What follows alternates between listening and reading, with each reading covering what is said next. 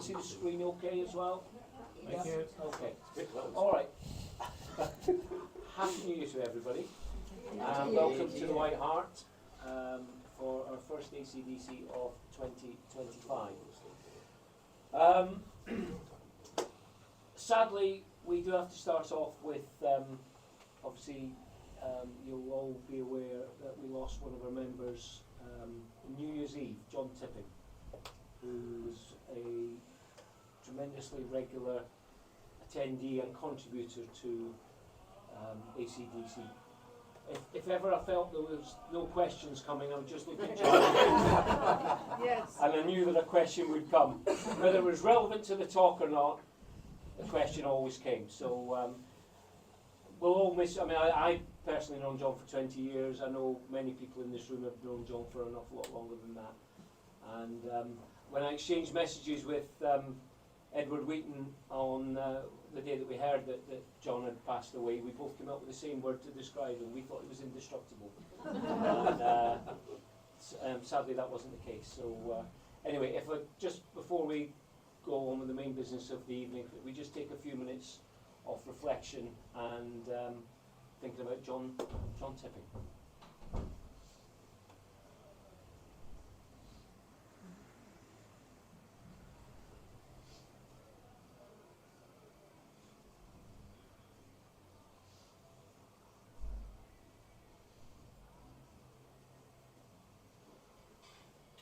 I haven't got a glass in my hand, but goes to John anyway. Some good news. Mike and Pauline Bonarino, they're not here tonight, but Mike's just had an operation. And Jim, you mentioned to me earlier that they think the early signs are that this one's been successful, because I think that this one didn't go too well before. But that's good news, and Mike and Pauline obviously send their apologies they couldn't make it here. Hopefully we'll get along to the next meeting next month. Right, so without further ado, our visitors here, we're very pleased to welcome, I've got it down as Susan Porter, but it's Sue, is it? It's Susan Porter, Sue Porter, Sue, that's fine. Right. So who's our speaker today now. Susan comes from Archaeology Warwickshire. Is that got that right? And she's here to speak to us about the work that she does and the interesting things that she finds and challenges that they have. So without any more to say, I'll pass over to Susan. Okay. Welcome to ACDC. Hey, thank you. Well, thank you for having me, and it's nice to see everybody here. I know we've just eaten a huge meal, so I will try not to send you all to sleep. But I appreciate we're all quite full of food and rather tired because it's late on in the evening. But so yeah, as said, I'm Susan Porter. I'm a senior project officer for Archaeology Warwickshire. So I go out running commercial archaeology sites ahead of development projects.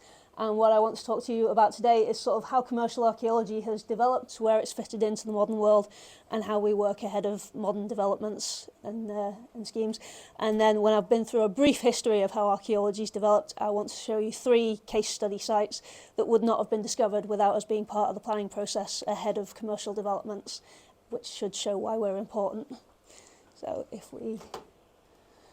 moving on, what I want to run through really quickly in a sort of whistle-stop tour through everything is the early archaeologists, who they were, into the early days of rescue archaeology, the early dawn of commercial archaeology through the 90s, then making changes in the more modern period, what we do in preservation by record, and then, as I say, these 3 case studies that I want to take you through that are the really interesting, juicy bit of what we do.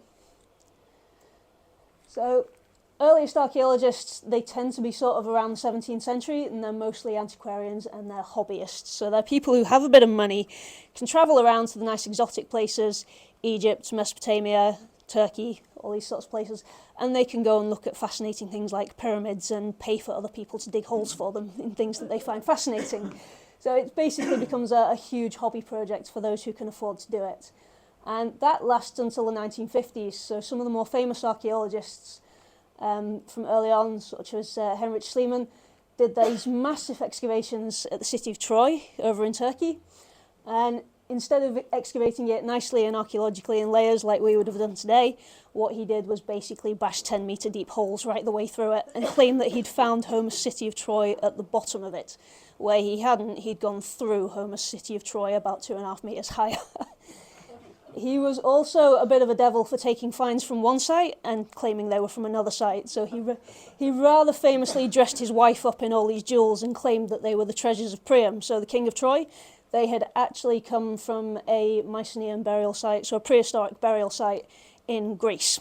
So somewhere quite far away. So these so-called archaeologists of the past have messed up quite a bit of stuff for us. But Schliemann's excavations in Troy are still open. You can still go and look at them. They're these huge 10-metre deep things that are actually quite impressive in themselves as archaeological features now.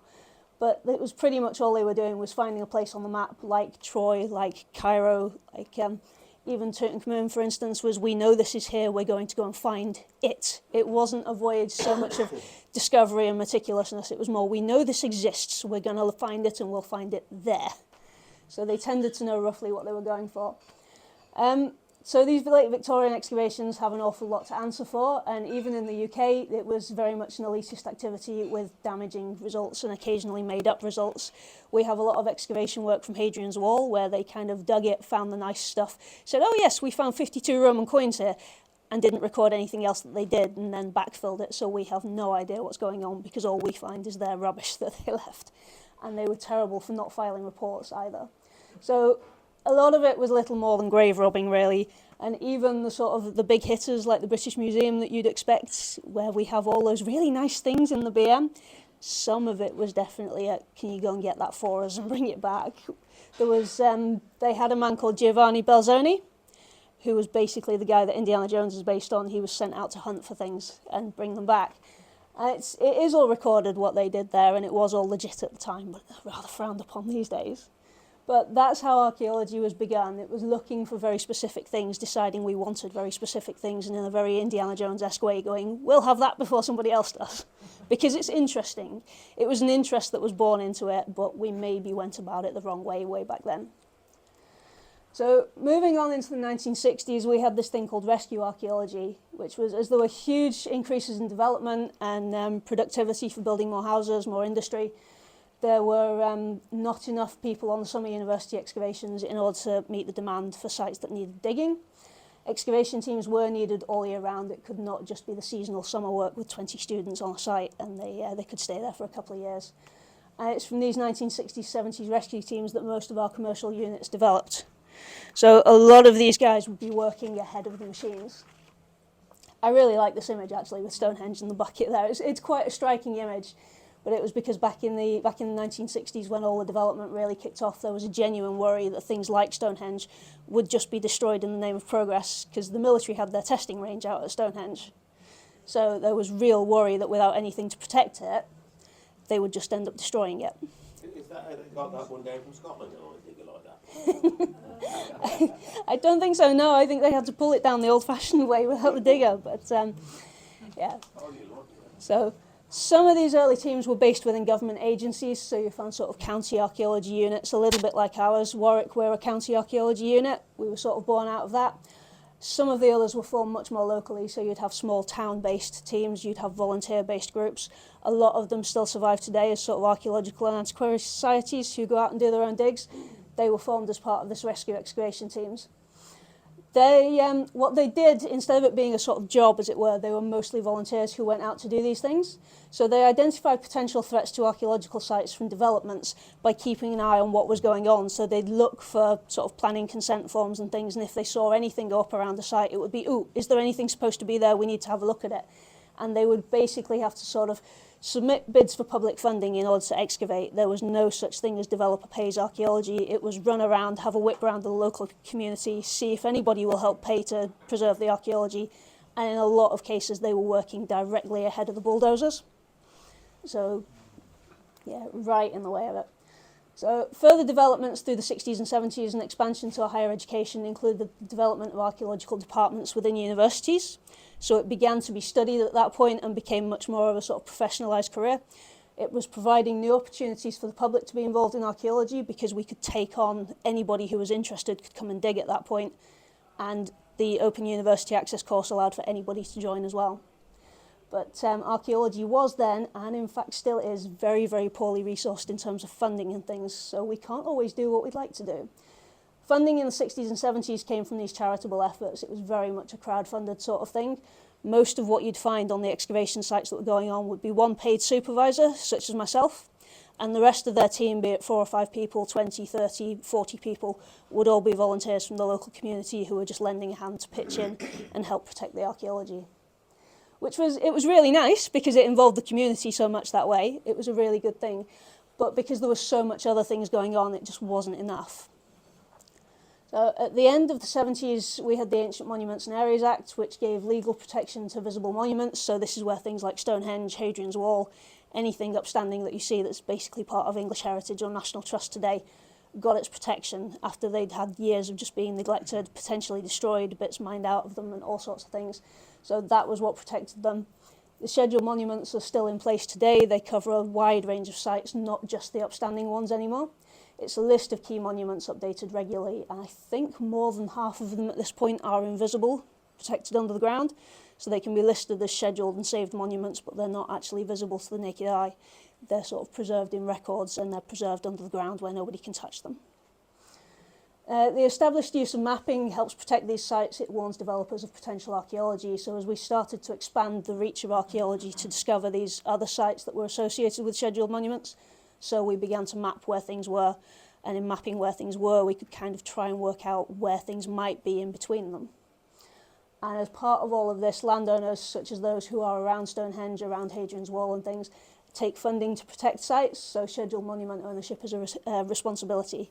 They're running into a couple of issues and niggles with it now with the Sycamore Gap issue where the tree was cut down, because the person who owns the land there has a duty to the monument in order to keep it protected.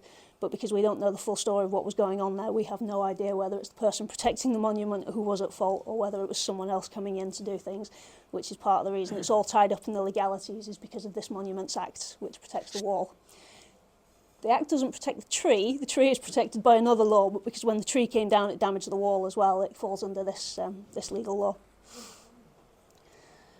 So the 1990s is where commercial archaeology really sort of moved on.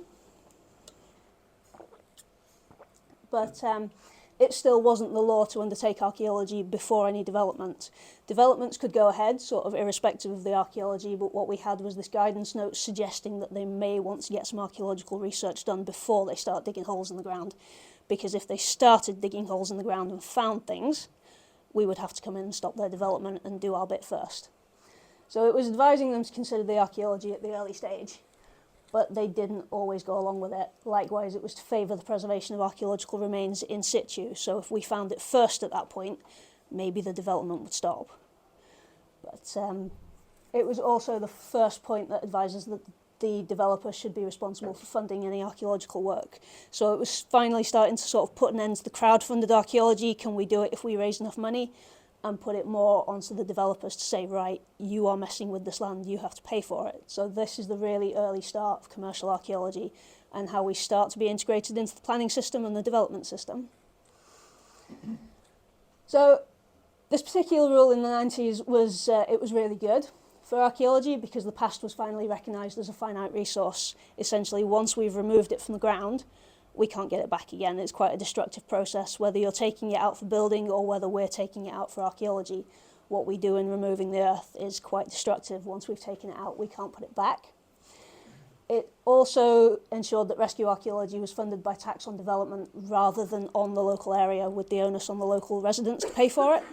It was much more a case of the developer is starting to pay for it, which made it much more easy for us to do things because we weren't having to rely on sort of goodwill and whatever we could raise from the area. It was becoming a mandatory part of having to be done ahead of development, which means that archaeological remains had to be considered by the planners. And initially it was for preservation by record, which is what we still do today, which is making a record of everything that we find. We can't preserve things in situ, so what we can't preserve in the ground, we preserve in paper and digital records so that the site can essentially be recreated on paper or digitally because we lose it in the ground. This act increased employment for professional archaeologists, so there was more of us available to do it on a full-time basis, which also alleviated some of the stress from the universities of trying to shift people around digs and things. And again, while it's sort of kind of pushed the local enthusiasts out a little bit because you were bringing professionals in, it meant that there were always archaeologists available to deal with sites, which was something that hadn't happened previously because people were only available in the local area. It also encouraged the development of the scheduled monument records and detailed record takings on site, which is a massive part of what we do these days. However, there are always downsides to it. And the huge downside to it is that excavations are now dictated by development rather than research. So if we think a particular area is really interesting, we can't actually go and look at it unless they're building something there, which is really, really annoying. Because previously, with the antiquarians who'd gone off and done whatever they wanted to do, decided the tomb of Tutankhamun was over there, or there was an extra fort on Hadrian's Wall over there, we can't go and do that anymore. We are very, very constrained by this rule that comes in, that we can only dig ahead of development that's going on. So we can't research the further wider area as we'd want to. Even the sites that we work on, we are constrained by the development area footprint. So if we have a really nice Iron Age village that's going off into that field over there, we can't chase it. We've got to stop at the edge of this field, even though we know it might go further and we could get more information. But it does mean that we're looking at the stuff underneath the development and saving what's under the development. It also decreased the opportunities for interested amateurs, which is a really bad downside to it because it gives less opportunity for people to get involved. And this is something that's actually getting worse. As we progress forward in commercial archaeology, it becomes harder and harder for us to allow local people to get involved with sites, purely because of all the commercial hoops that we've got to jump through with being on building sites. It's an unfortunate side effect of it, but it's what we have to do in order to keep archaeology alive and keep preserving sites. It does lead to poor wages, as our units are forced to price themselves low to be competitive, because developers, now that they're paying for it, don't want to. So we have to price low to be competitive. And the cost of post-excavation work, it was in the 90s quite frequently overlooked. So there are many, many reports and publications from the 90s that are simply not published. There are boxes and boxes of material languishing away in old units that people just don't have the time to write up. They don't have the resources to write up because there's no funding for it.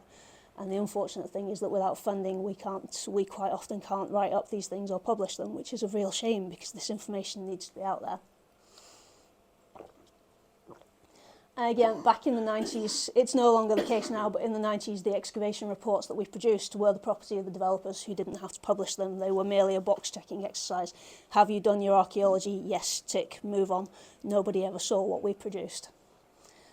It was also a way of reducing the funding for archaeology, as local authorities could spend the time on planning matters rather than archaeological research. So it's more kind of how many houses can we fit into this area, how many other developments can we fit into this area, rather than looking at what archaeological research we could do, which is bad for us, but it may be good for other people. It changed in 2010 with a really, really short-lived update that we as archaeologists really liked and nobody else seemed to be a big fan of. So this challenged the idea of preservation by record, championing public understanding. So what we really wanted to do with this was really push for preservation in situ and as much as possible sort of push a couple of developments around the more important sites that we found and see if they could integrate what we found in the ground into the development process. So if they had a housing estate that was going on and we found some really amazing Iron Age houses or something, could they possibly integrate the floor plan of our Iron Age houses into their development? Could they leave an open park space so that we didn't disturb the Iron Age houses? Some developers went for it, some didn't. It was what we really wanted to do was try and keep things in the ground, because the best way to preserve archaeology is to leave it where it is and not touch it. But people didn't seem to like this for some reason because it restricted development areas. It also put a bigger emphasis on research rather than being a pre-packaged box-ticking exercise, which meant that we could do a lot more of our research. So with this iteration of the planning process, if we found an Iron Age settlement or a Roman villa or something that went into the next field, we'd be able to chase it into that next field for a little bit outside of the development area footprint, and we'd be able to do much more research on it to find out what was going on, whether it was part of a wider complex, whether anything was going on in the fields next door, whether there was anything further away that we could find on other maps. But fundamentally it meant that a site with no known archaeological remains could still be of interest, because if your field in the middle lies between a Roman villa over here and a Roman villa over here, we could look at maybe what was going on in the middle. So for us, it was really important. But this rule came in 2010 and was almost immediately superseded by the current rules in 2012, which they didn't change that much, to be honest. We still work to championing public understanding, which is why we want to come out and do a lot of talks and things. We want to share the knowledge that we have, and publishing it takes too long. And we still put that bigger emphasis on further research, although we can't go outside of the development areas in order to do it physically on the ground. We have a little bit more time in post-ex that we can sit down and do some desktop research, see if any other excavations have gone on in surrounding fields, and see what was going on. And the most important part of the current updates that are going on is the idea that developers are required to record and make publicly accessible the archaeological assets that are being destroyed. This means that everything that we dig now is available to the public to see, which is hugely, hugely important. You need to know where to find it. It's not very well advertised. So if you look ever on the Archaeological Data Service, it's shortened to the ADS, every single archaeological report from every single archaeological site in the country will eventually be uploaded onto there. Whether we found anything of importance or whether we found nothing at all, everything will eventually be on there. Problem is that it takes a bit of time. I have a site that I did 4 years ago that's still not quite up there yet, but I also have one that I did 6 months ago that is. So it's a little bit up and down. But the really important thing is that these archaeological assets are made publicly available, because from where we stand, what is the point in us looking at it? What is the point of us going in before development and assessing all this archaeology, digging it, analysing it, writing it up, if we can't share it with everybody? Everybody deserves to know what it is that we're looking at, and so it's really important that we make it all publicly accessible and we come out and we do talks like this.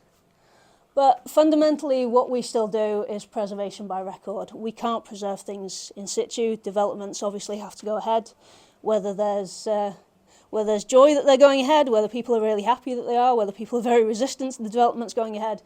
The march of progress is relentless, and so we still have to go in and preserve things by record. So I'd say about 99% of what we do now, everything that we dig is removed from the ground. It's not preserved in situ. It is all done recording on paper, which is categorically not the way that Indiana Jones does it. This man is a terrible archaeologist. He's the reason most of us got into archaeology. In fairness, he's the reason that I do it. I watched Raiders of the Lost Ark and thought, that looks amazing, I want to go and do that. It's not quite the same. I haven't found any temples. I haven't been fighting with nasty people on tanks, and I definitely haven't found any gold idols or run away from rolling boulders. But unlike Indiana Jones, I do write my site reports.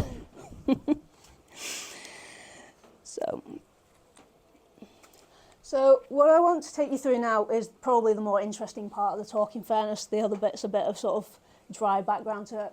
So these are three case studies that I have of very different sites that have had very different results and have been sorted out by different stages of planning process and things as well. So the first one is an evaluation that we did ahead of commercial development in Coventry. I don't know how well some of you may or may not know Coventry. It may be that you've seen the bit that I'm looking at. The other one is an absolutely unique site. The second one is a building recording ahead of Government Research Department at Harwell. This was a really, really unique, very interesting site that we did. It was a building recording survey, which isn't one that we do very often in field archaeology. The third one I'm sure most of you will have heard of, which is the excavation we had ahead of residential development in Tiddington in 2019, is the one that I'm particularly going to talk about. So, medieval Coventry. This was the first site I did for Archaeology Warwickshire, actually. It was a 2-trench evaluation on a very small site ahead of the seeking of planning permission for a development to go ahead. So I think what they wanted to do there was build another block of student flats. So we went in and put our two trenches in, and we came up with an awful lot of stuff. So originally they were going to go ahead with it, and at the moment this one is still stuck in planning because they're trying to figure out whether they can change their building in order to do less of the archaeology, or whether there's something that they can do that could reduce the amount of archaeology that they will be forced to mitigate. Because in order for them to develop, we need to go in and deal with all of this stuff. And we have evidence of building construction, demolition and rebuilding right from the 12th century through to the present day that we would have to record up to depths of 3 metres in tiny little spits, absolutely meticulously. So they're trying to look at different ways that they may be able to change this development so that we can disturb as little of the site as possible, which is good for the archaeology, bad for us because we'll only get small images of what it is that we're looking at, but ultimately really good for the archaeology because it will stay in place if we can come to an agreement on what it is that we want to do with it. So Wells Street, for anyone who doesn't know Coventry, it lies right in the middle of Coventry. It's pretty much the absolute centre point. It's this site is at the junction with Bishop Street, so they're two of the oldest recorded streets in Coventry from the 12th century, and we know that there are medieval buildings on Bishop Street. So I'm probably going to flick backwards and forwards through these next few slides just to try and show you what's going on. So the earliest buildings that we had, do I have my little pointer? Yes, I do. The earliest bits that we had were these sort of brownish ones, which are the sandstone walls. So I had this little L-shaped one in this trench, another bit of it over here, a bit of demolished stuff over here, and then in the other trench we had a more substantial wall just here and here, and a random piece on its own just over there. And if I flick this way, this wall here, bright red, is that L-shaped wall on the previous slide. Is it going to go back for me? Yes, there we go. So that wall is this one just here. So these sandstone walls are the oldest ones that we had on the site, and this particular little L-shaped corner lies directly opposite the Chapel of St John's Hospital, which is now the grammar school, for anyone who does know that corner of Coventry. And what we thought that this might have been is that these buildings may be the extension of the hospital, if the hospital extended across Bishop Street, or it could be part of a monastic building that was here. Or it could be a simple domestic structure. We have brick floors that are slightly later, which is this reddish one here. It's slightly later, but still medieval, so we think it could be part of a much larger building here. And to have brick floors that early is a very high status building. So it's either part of a monastic house or potentially part of the St John's Hospital. Obviously, we only have a tiny little window with these trenches. These trenches were 10 metres long by 1.5 metres wide, so it's only a tiny little key that we can see in the middle. The next phase of works that we spotted there was it's the purple, so the sort of the lightish colour up here. This splodge here is a cobbled surface, and the purple brickwork over here we think is the subdivision of the medieval buildings along Bishop Street into tenement blocks. So we have documentary evidence for when this happened in the 15th century, so we think that this brickwork is probably part of the division of the sandstone house into that. Later on in the 16th, 17th century, we got a lot of demolitions, sort of the white patches that between everything, these bits here, this bit's, and over here with the green, just down here. This was all demolition rubble that we haven't dug into, so we know there is further archaeology underneath those blank areas in the trenches. And that's all demolition rubble of the 16th and 17th century, which is later. On top of that, we then had the later 17th, 18th century buildings, which is the red bricks that we can see here. So this is a quite substantial brick wall. This was a basement, which weirdly enough doesn't match up to any of the buildings we have on the maps at any point whatsoever. We can't figure out which building this basement belongs to. We know there was a pub down that road. We think it might have been the pub at that time, but we can't match it up on the maps, which means it's rather curious and we don't know where it fits. And the same in this other trench. We have a wall here that we can match up on a map, which I'll show you in a moment. But we're looking at sort of 17th century, so 1800 buildings. So again, the cobbled surface just here is the sort of 15th century one. These brickwork floors here are that 15th century division into the tenement blocks. So the red brick is the later. And I don't know how clear it is from the back over there, but the black bricks just here are the earlier ones that are associated with the sandstone wall. And that was in our trench 1. Over here, this is my trench 2. So this line of bricks just here is it going to go? That line of bricks is this one just here. So it was quite a nice looking wall, that one. this trench was really badly knocked about. We've got a modern foundation in here. The older sandstone wall from the 15th, 12th century is there. This one's another later 17th, 18th century building. And the sort of brick rubble here was one of the very substantial walls that paralleled the grammar school. So it was a little bit of a mess. It had clearly been knocked about, but that one was the oldest wall that we had on the site, which was this one here. And if I skip it on to here, that wall is this one here. The corner of Welsh Street is just here. Bishop Street is here. The grammar school sits just over here on the maps, so it's possible that this was part of the same hospital building as the grammar school. With this map, we can see that this little wall here does associate with an 1800s map. This particular map is the 1889 OS map, so it's just the very end of the 19th century. So we're looking at lots and lots of change in Welsh Street. It's building and demolition, building and demolition, building and demolition. It's people living and working in the heart of Coventry from the 12th century onwards, and it's continuous occupation. So without the evaluation trench going in here, we wouldn't have known that it was there. We couldn't get in to do geophysics or anything on the site. And while we have documentary evidence that there were buildings and things in Coventry, this area was also quite heavily bombed. So we weren't actually expecting that much when we went into it, because when we looked at the bomb maps, right about here was where a rather large one fell. So we thought we might not have had anything left on the site. So when we went in initially to do the evaluation, all of us thought that this was going to be a very quick, we're going to go in, we're going to see bomb demolition and clearance and not a lot of other stuff. So it was a surprise to us. That was a pleasant surprise to us and a rather unpleasant surprise to the developer who was hoping it was going to be a quick fix, that we found so much here, which is why at the moment this one is a little bit tied up in planning and things as they try to work out what they want to do next. Because if we have this level of preservation just in these two trenches, the red line on the outside is the whole of the area that they want to develop.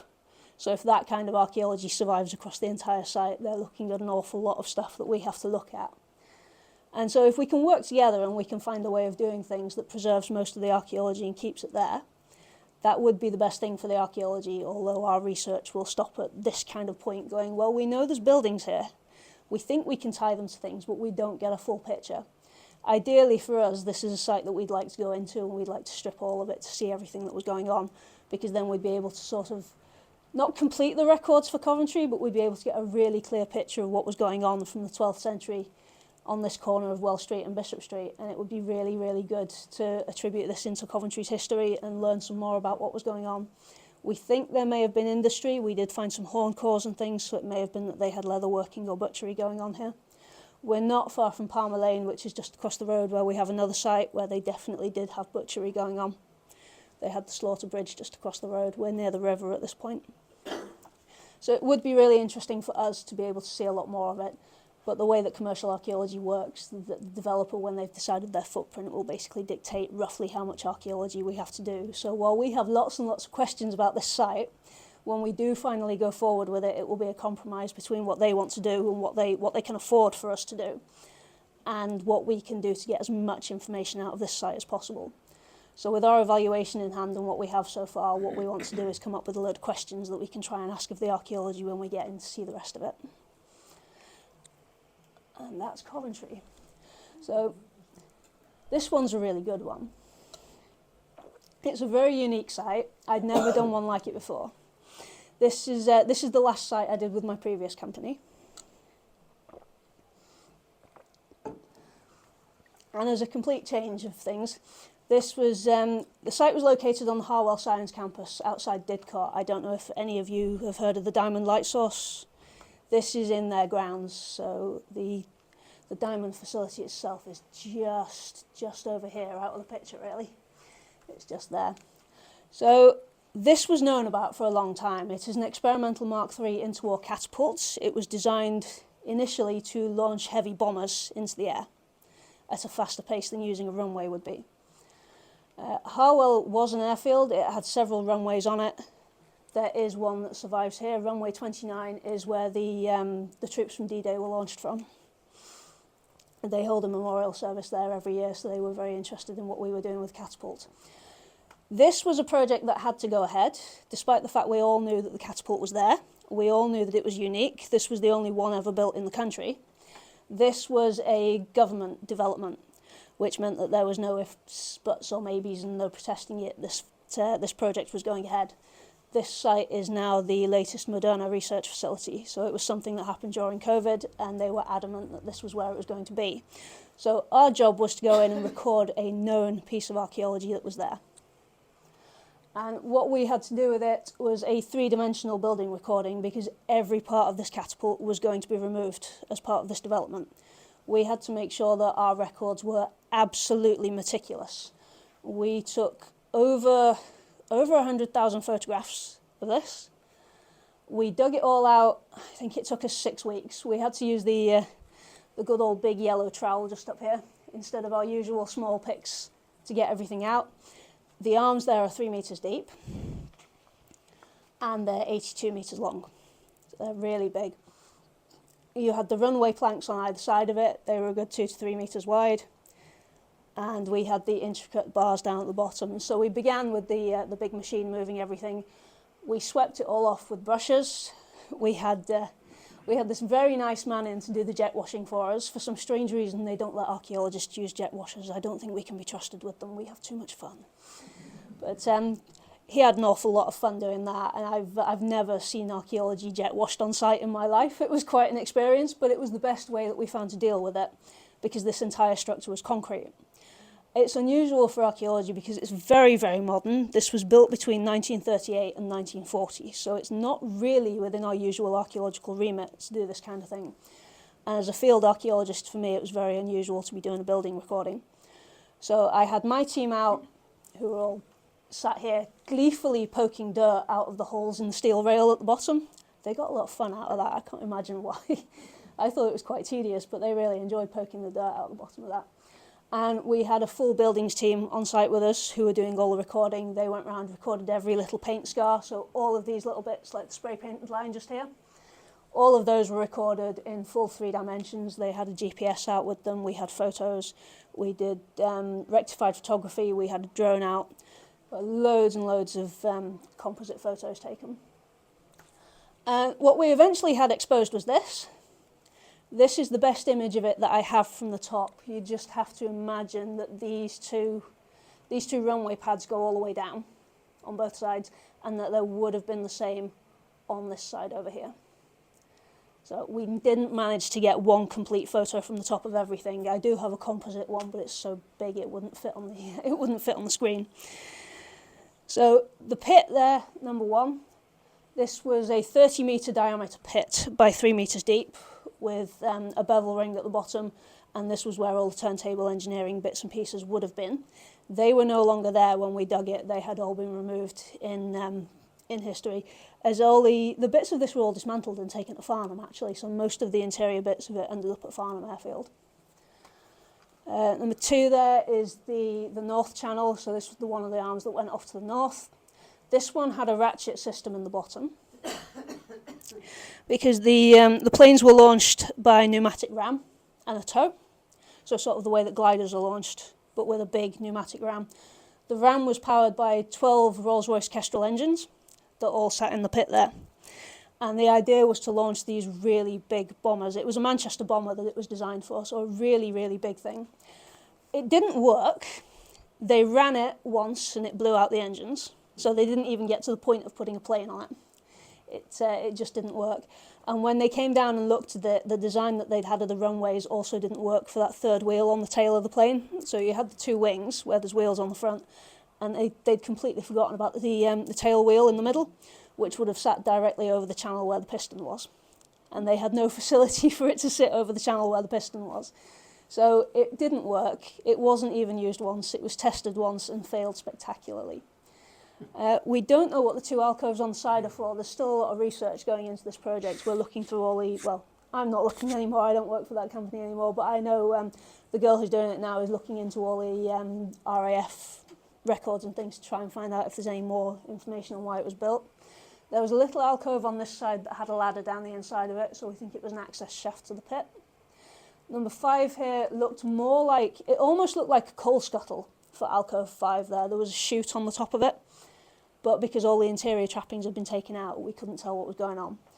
There were spray painted lines around the inside of the pit that we think were for cable runs, so all the wiring had been removed at some point, and we think the red ones were for wires that were dead and blue ones were for wires that were potentially still live. But that's just guesswork on our part, we don't know. This one over here, this eastern shaft, was the same depth as the pit. It went down to 3 metres. We thought when we reached the bottom of it, we'd end up going underneath the pit to where the turbines and things would have been. But it just finished at the bottom, and it seems to have been a ventilation exhaust shaft. There were just these three huge drainage holes at the bottom that we think must have been the exhaust for the engines that were in it. Over here, number 7 is just a concrete slab. We think it was an additional piece of runway because it lined up with the concrete slab that would have run down here. It just comes off the end there. And number 8 over here was an anti-aircraft gun emplacement. That was a really nice brick structure that still had the ammunition chambers underneath it. It was really, really cool. We were still trying to find out what kind of gun was in there. We originally thought it was a spigot mortar, but it's not. It's something different. We need somebody who's a little bit more expert with the kind of guns they've used on an airfield in the late 1930s, 1940s to tell us what it was, because we can't find anything that matches it. But we know that there are another 2 of those still in existence on the Harwell site. We tracked them down on aerial photos and managed to find them in parch marks in the grass. So we know that those are there. And we also managed to save some runway lights from runway 29. They had these really nice cog star-shaped runway lights that we managed to convince the Moderna developers to keep and put into their paving slabs around the building. So while the catapult is gone and part of the runway is gone, they did manage to keep some little pieces and integrate them into their development, which we felt was a kind of win for us because we were all quite devastated to see this go, especially because we'd known that it was there beforehand. There were records that it was there. And because this was the only one in the country, we were arguing quite hardly for it to become like scheduled monument and that it shouldn't be touched. But with it being a government development, it was something that was really, really pushed through. So what we managed to do is come through it and look at, we managed to match archive photos to what we could see. This we thought was one of the turbines. It turns out it wasn't. It was just counterweight at the bottom. But it was a really good way of being able to see that the archive photos did match exactly what was going on in the pit. Though this was the only bit of metalwork that we still had on the site because it was right in the bottom of the pit. So we'd assumed that this being what we thought was a turbine, we thought it would have sat within the pit itself. It actually sits underneath the pit. And what we're trying to find out, based on research, is whether this was ever a free-moving feature. Because from the archive photos, we thought it was going to be a free-moving spinning thing, but it seems to have just been a counterweight. So we want to know whether it was always intended to be a counterweight, or whether this was, as with all military things at that point, a case of trial and error, and when it didn't work the way it was supposed to, they filled it in and used it as something else. Because the concrete they used to make this as well was very interesting. Down one of the arms, I think it was this one, down the north arm, we had this corrugated iron moulding down the side of it. So it was cast in situ, it wasn't brought in from anywhere. They dug the hole, put the framework in, cast the concrete in situ. Down the north arm, it was all cast in corrugated iron, so the concrete was all wavy on the outside. Down the southern arm, it was cast with wood, so it was all completely straight down one side. So it all looked very different. And the north one had the ratcheting piston on it. The third one just had a straight rail piston on it. And ultimately, what we ended up with, and what is available online, I can make the link for this available to anybody who wants to go and have a look at it, is we've created a full 3D model, so you can go into it, you can zoom in, you can see all the lines in the building, you can turn it upside down, spin it around, have a look at it, travel down each of the channels and things. And this is what we've done with our full 3-dimensional reconstruction. So this is as complete as I think it's ever going to look again. With all our records and everything, eventually we will put the runway pads back in. We do have photos of them all. So it's still a working model at the moment. But this is what we mean by preservation by record. This is all that's left of the Harwell catapult. It's all completely gone, and this is everything that we have. We also have a big, thick publication report where the building specialist went through it and detailed absolutely everything, every bevel in the concrete, every bit of wave that was down one side for the moulding, every bit of wood that we still had in situ for the other moulding, how thick all the slabs were, any imperfections, any differences in colour, any ridges and things were all recorded by the building survey team. So we came up with as full a record as we could possibly do for this. But ultimately, all that's left of it is this three-dimensional model that's accessible to the public anywhere, and the report that will finally be coming out.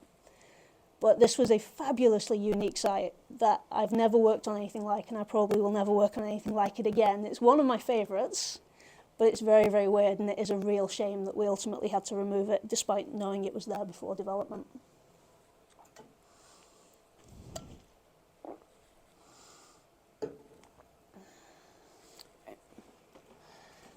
The last one, you might have heard of this one. It's Tiddington, so it's just down the road.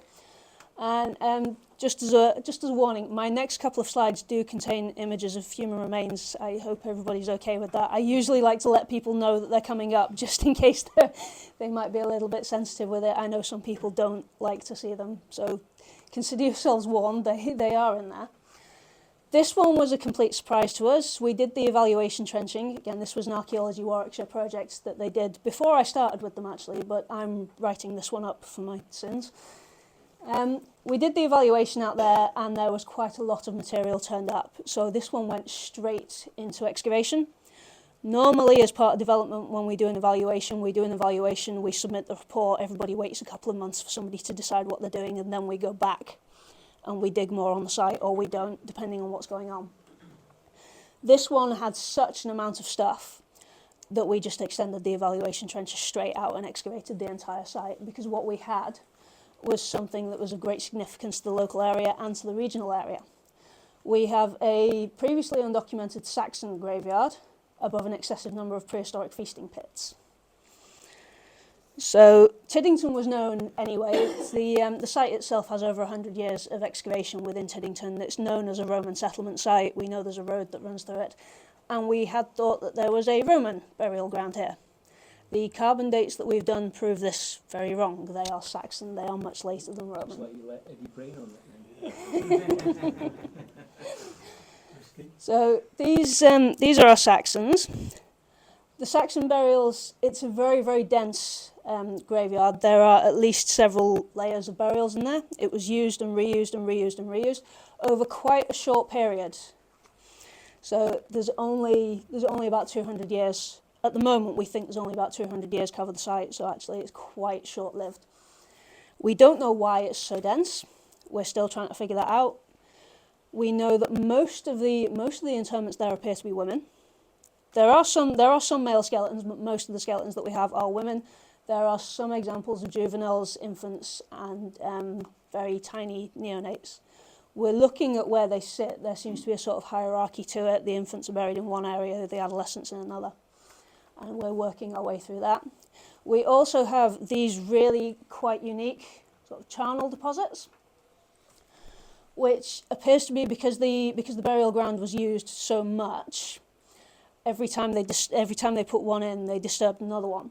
And rather than sort of just chucking things to one side disrespectfully, what the Saxon people seem to have done is they've taken them and very carefully placed the remains that they've disturbed at each end of the person that they're currently interring. So we find at the top and bottom of some of our burials that they have leg bones and arm bones from the two adjoining burials, and at the other end they might have the skull and legs from a different one. It's something that appears at the moment to be quite unique to Tiddington. We haven't seen it anywhere else that I'm aware of. So we're trying to look into it because it's really, really interesting. But it's one of a million questions that we have about this site. There is so much about this. We can look at various types of diet. We're hoping to do a DNA analysis and isotope analysis on some of these so that we can see where people have come from. There are an awful lot of questions that we can ask about this site. As you can see, it's probably not very clear from the back actually. Every green square on there is one of the burials. You can see how close they are to each other, how they're very much on top of each other. What I'm trying to do in the post-ex at the moment is sort of put them all into phases so I can see which ones were first, which ones were second, and see if I can come up with any order whatsoever of how they were set out. They do all appear to be east-west burials. We don't appear to have any north-south ones, so we're assuming that they're Saxon. The traditional assumption was to assume that all of them were Christian burials because they were east-west. We now know that's not necessarily the case. You can be pagan and be buried east-west. It doesn't really have much bearing on their religion. But I know Alex, who was my predecessor, who was working on this site, was hoping that the density might lead to discovery in the future of a monastic house or an abbey in the area. So he's got his fingers crossed very much that we're going to find something like that next time we come back to Tiddington. So that's one of the future questions that we have for the area, is there a site of Saxon religious significance around that would result in this really, really dense burial ground being close to it? Because we can't think of another reason that there'd be quite so many in such a dense area where there is space that they could have been laid out in rows. But we're still working our way through. Underneath the Saxon burials we had Iron Age feasting pits. These I have managed to separate somewhat. We appear to have 7 phases that are going on in the Iron Age period.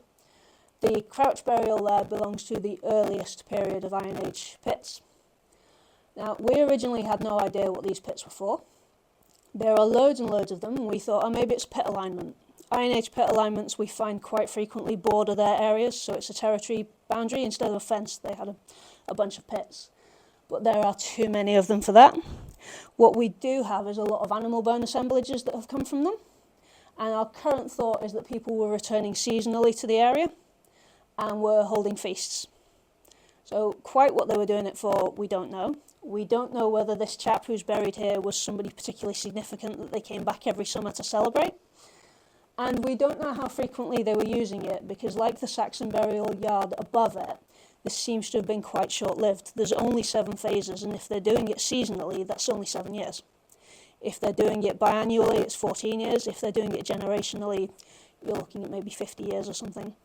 Or it could be that it has a longer expansion period. We're still trying to analyse the pottery for it, but Iron Age pottery isn't, it's not diagnostic enough for us to go, oh yes, this happened this date and that one was 10 years later. So the biggest bands that we're going to get are going to be about 50-year ones. But we think it was just a seasonal thing at the moment. So it could be something as short as a decade that these pits have been dug in. And it's just people coming back to the site for whatever reason and basically hosting Iron Age barbecue every summer. It seems to be. And what we'd like to do with this as well is we want to do more analysis of our environmental samples to see if we can see what time of year the pits were open. If we've got enough pollen and enough seeds that have come out of our environmental samples, we can send them off to specialists and things and get all of those processed. They can tell us roughly what time of year the seeds would have gone in and what crop, if any, was growing, whether we're looking at wetland, whether we're looking at cultivated land.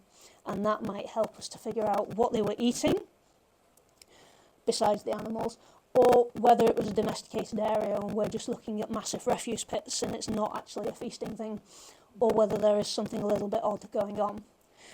With this one, it's quite tied up in post-ex. So the people who were building there, this was, I believe, a house demolition and rebuild, or something similar. So it wasn't a big commercial company that was paying for this. This was just, as far as I'm aware, it was just a couple of people who were redoing their house.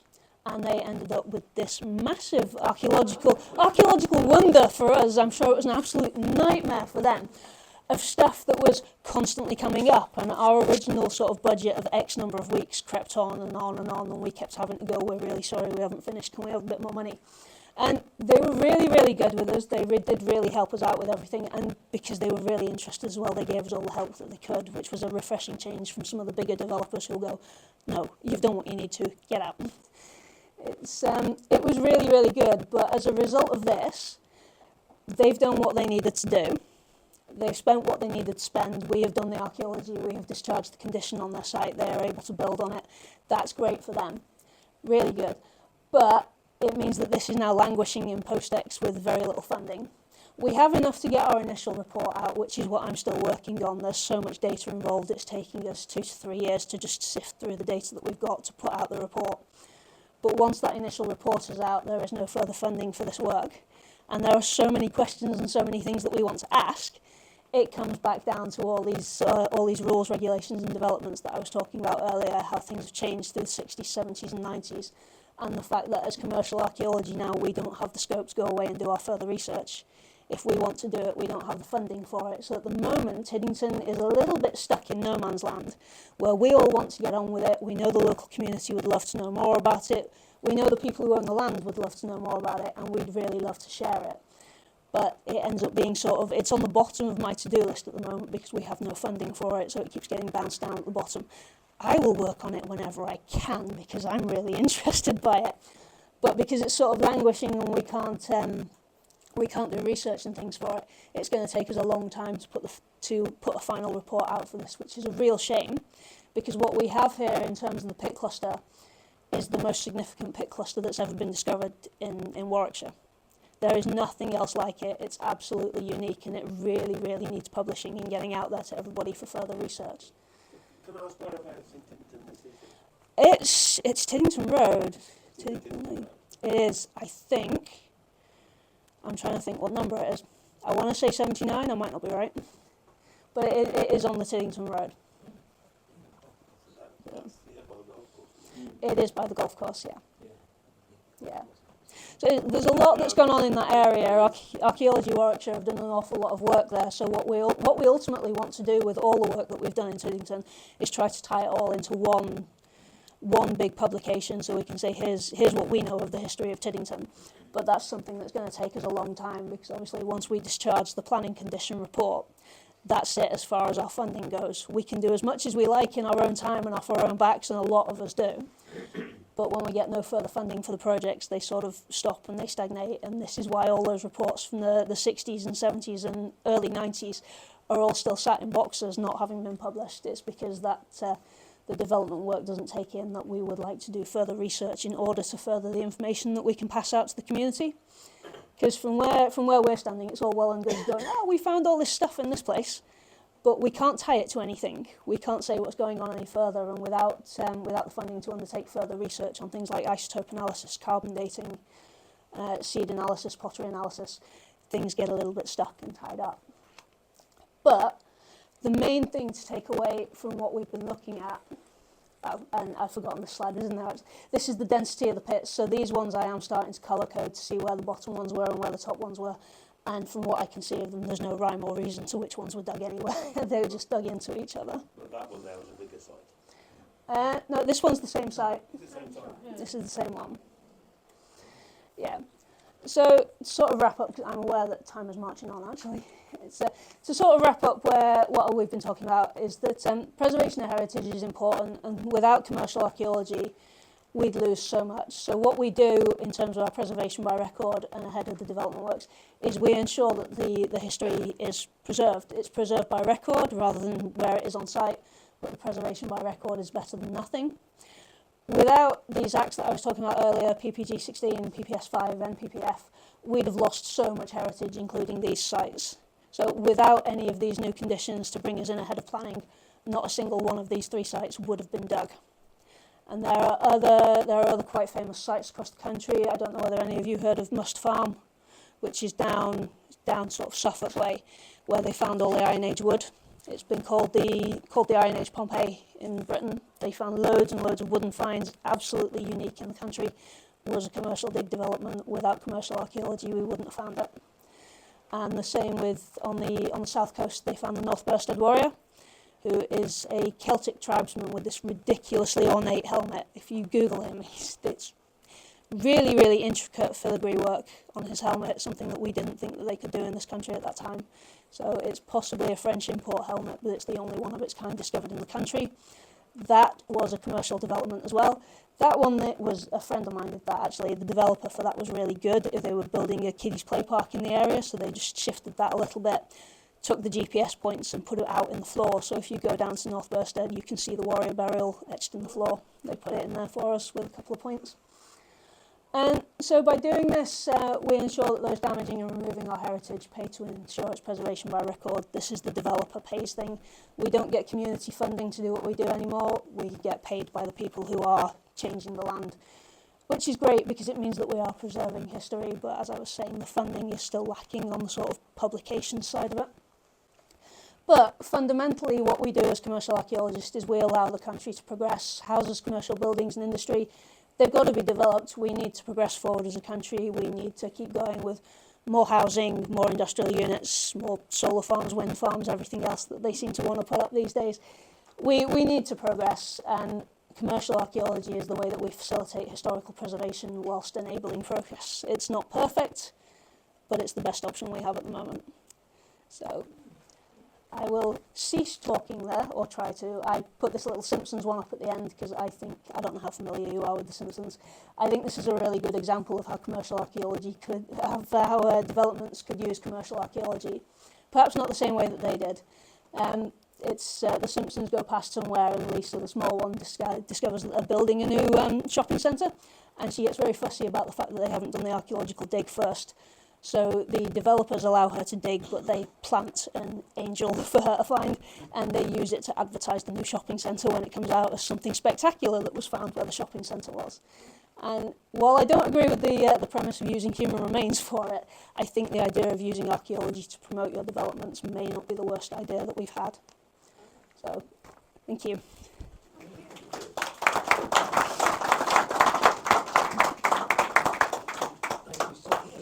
Anybody got any questions? It's interesting because we've got a bit of ground round that, didn't we? And they did find when they could actually get to that was the country heritage, that they found a coin of some sort, or it was a coin, but that was from a tribe out in East Anglia. They've never found one so far across. Yeah. Crossing place, Quite possibly, because the Celtic coins, I imagine from out, was it an Iceni perhaps, or this is all documented. yeah. But they do things like that travel a lot further than you'd think they would. They stay in circulation for quite a long time as well, because people like us tend to collect them. People back in history collected these things as well. But yeah, coins do seem to travel, and when we find one sort of from Suffolk, Norfolk way turn up over here, it is interesting to figure out how it got there, because we have this idea that all the tribes live their sort of insulated little lives. And no, we think the more and more we find out about them, the more it seems that they are trading, they are talking to each other, and so for the coinage to have changed hands, it was either people coming and trading, or somebody had gone over there, brought it back as a souvenir, and lost it. There are any number of ways it could have turned up, but every one that we find that's in a weird place is more information and more questions for us, so it is really good to find these things, and good to report them when we do find them. Several years ago we had a talk in Alderminster about the Iron Age village at Whitchurch. I think this was Cardiff University, wasn't it? Yeah, well, Which was very interesting. That's non-development led though, was it? yeah, that's not. Yeah. That says no. Yeah, we do still get research archaeology. Yeah, I may have glossed over that a bit. We do still get research archaeology. A number of the universities that still do archaeology courses, which rapidly dwindling, but there are still some, still do digs. I know Reading University work out at Silchester. I know Leicester University have a unit, Manchester University have a unit. They all have their digs that they go on. There's still a huge research dig going on at Vendelanda and their neighbouring site of Magna that they're doing now. There are definitely research digs go on across the country. Dig ventures are a good one for research digs. Every excavation that they do is crowdfunded excavation, and you can get places for their digs, but they're snapped up quite quickly because a lot of people want to do it, and they are the best for outreach is dig ventures. And also, I'm also remembering they did one at one of Shakespeare's places in Stratford, where they were doing the garden, aren't they? That's his place, wasn't it? New place. And I think we went there when they still got it exposed. What they were. So didn't Time Team get involved in that? I can't remember. I know. See, yeah, it's nice to do that as well when the site's exposed, and again, as Archaeology Warwickshire, we try quite a lot to push for public involvement in our sites.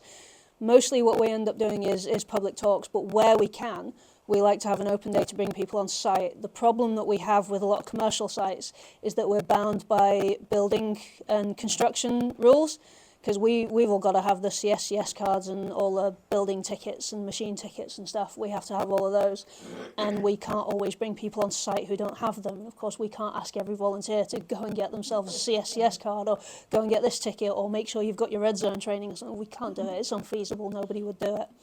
But where we do have the sites that we're able to have open days, if we can get a building site to agree to open for a Saturday or something so that no plantum's moving around, we try to bring people on so that we can show them what's going on. But it's something we can't do very often, unfortunately. I bet you're having a bit of fun with HS2, aren't Yeah, HS2 are interesting. So I did a bit of work with HS2. A friend of mine ran one of the bigger sites. But yeah, it was fun and games with HS2. There were a few things they did that I didn't agree with so much. But actually, for public outreach, they weren't too bad. A friend of mine ran the Blackground site, which is down Chipping Norton. So is it Chipping Norton, Chipping Warden? It's Chipping Warden, yeah. It's down that way. I know he's been out for HS2 and done a hell of a lot of talks about it because that was a site of national significance. They found a Roman marketplace there. And HS2 did foot the bill for all the talks and publications and things that he was doing. And we took untrained staff on site for that dig so that we could bring in new to sector people and try to train them up as archaeologists. So they weren't too bad for some of that, but I think it depended which bit of HS2 you were on as to how good their public outreach and their PR relations were. Some of them were good. I know some of them were awful. I know they had a bit of trouble down at Euston with it. It's not your fault, and that's what it comes Well, actually, yeah, it brings me on. That's probably a bit controversial. I mean, you said it's all paid for by the developer. Yeah. And it all goes into the house price or the building plot or whatever price that they pay. So It probably does, the yeah. end consumer that always pays for everything, I'm afraid. It is, yeah. But, I mean, you started off with the stuff where people went overseas to Troy and to Mhm. Cairo and whatever. We have this regulation here now and we're really documenting everything. Mhm. How much of that is being replicated across the world? And I'm thinking about the economies that are really growing fast. Yeah. Certainly some of them very ancient economies like China, Some Egypt. Some of them are. I know Egypt is actually very, very good for training its archaeologists. Egypt brought in a rule, I think it was 2004, that they wouldn't have foreign archaeologists anymore because they were worried about their things being taken out of the country. So they put in a program, they train all their own archaeologists in Egypt now. It's only Egyptian archaeologists who can run their digs, and they are very, very meticulous about everything that they find. They are starting to relent a little bit now and let some of the universities go back to do some dig work, but by and large they try to keep everything Egyptian and they try to promote Egyptian values in it. Italy, I know, has huge issues with archaeology. I know they were trying to build a new metro tunnel, and they wanted it to go under the Colosseum, and it can't. For some fairly obvious reasons. I mean, the Colosseum has several floors below it as well as the ones above it, and they can't. Everywhere they try to move in somewhere like Rome, there is archaeology in the way. So their archaeology, they kind of work on the basis of, is it relevant? How old is it? Can we go through it? And they will still record. The meticulous recording system it's pretty well established across Europe. So Italy, Spain, Germany, France, very well established for using similar sorts of methods to us. I know Egypt is coming up on that. Turkey as well, they're doing similar sorts of things, though I think they're a little bit behind us. The USA are very different. The USA sieve absolutely everything they do. They have dry sieves out on site and they sift through everything. And in Ireland, they excavate all their features to 100%. When we do ditches, if we have a 40-metre long ditch, we excavate 10% of it. So we do 4 1-metre slots through it. Ireland, you would dig the whole thing out because they go for 100%ing everything, whereas we work on a percentage of what we can do in the quickest possible time we can do it, really. We're looking at windows. So a lot of places do things differently. Next thing is technology. Is there anywhere when you talked about radars Mhm. and obviously your trowel, Yeah. your digger, your big spade sort of job. Yeah. I mean, is the technology there in the future? Will the technology progress that you won't have to actually do the digging, you'll just be able to see? It's always been the hope. Get your theory, like, or It's always been the hope that eventually we won't have to dig stuff because, as I said, digging it is destructive, and we prefer as far as possible to preserve everything in situ. So digging archaeology is an absolute last resort. We are trying new methods and things. So with drone photography, we can get better resolution on photographs and things. We can get better aerial shots with sun shadows and things, so we can see parch marks and such. Crop marks, yeah. We have, I think it was Headland, have discovered recently that if we do a magnetometry geophysical survey of a site, and then if we take the topsoil off it and do it again, we can see a lot more. So it may well be that in future, if that works really well, that we don't have to dig anything below the topsoil, so the archaeology can still be preserved, but we might still strip topsoil off a field. like topsoil off anyway to put to one side. That's Yeah. part of their process. So that would be it, yeah. But I think in terms of development and anybody who's digging into the land, we'd probably still go in and with the picks and shovels first to dig it.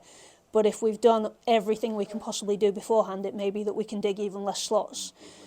and we can target exactly where we need to be. Because if we can look at geophysical pictures that could show us where perhaps big deposits of pottery are in the ground or something, we can target to look at the diagnostic pottery sherds, and then we'll be able to date the features. The thing that caught me, I thought early on, was you were looking at the cartography or the maps from 18 something, and I know we've got a 16th century farmhouse, and there was additions done all the time, but even on the Ordnance Survey now.